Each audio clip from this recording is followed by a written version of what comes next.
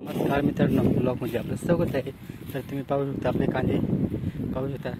हे आपण त्याच्यातून एक कांदे हे साईडला करून ठेवलेले होते, जेणेकरून जे काही चांगले चांगले कांदे ते आपण इकडं असं टाकून दिले, म्हणजे सुकल्यानंतर थोडंसं बरं होतील म्हणून अशा पद्धतीने आपण कांदा बाकीचे चाळीमध्ये भरलेले आहे आणि बाकीचे कांदे ते असे सुकत करून दिले. थोडे छोटा डागीम आले आणि आणखी पावसामुळे झालेला भरपूर नुकसान पाहू शकता मित्रांनो तुम्ही. तर अशा पद्धतीने हा नुकसान झालेला आहे.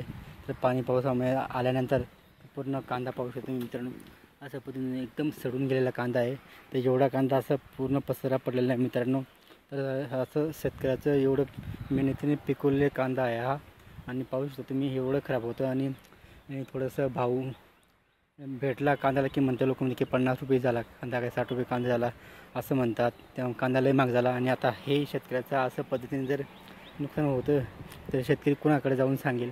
एवढं नुकसान होतं आणि त्यातून थोडंफार भाव भेटले का म्हणता की लय कांदे लय महाग झाले, लय बोमा मारता काही एवढे किलो कांदे झाले. अरे पण याच्या मागे कष्ट किती असतो, त्याला मजूर किती असतो, त्याला खत बियाणे खतं वगैरे आणि त्याला पाणी वगैरे किती रात्री दिवस पाणी द्यावं लागतं आणि त्याला एवढं खतं वगैरे फवारणी वगैरे करावं लागते.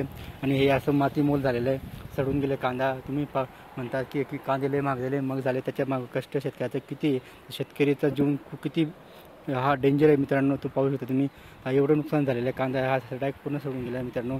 हा डायरेक्ट फेकण्याचं मागावर झालेलं आहे. असं पद्धतीने आपला भरपूर कांदा नुकसान झालं आहे मित्रांनो पावसामुळे.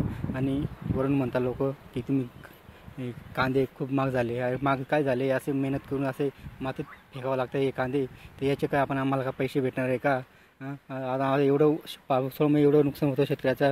आणि ते भरपाई किती भेटते, 2 ते 3 हजार रुपये मिळते भरपाई. त्याच्याने काय होतं, काहीच होत नाही मित्रांनो. आणि त्याच्यापेक्षा दुप्पट तिप्पट आपले नुकसान झालेले असतं मित्रांनो. असं नुकसान पावसामुळे झाले मित्रांनो.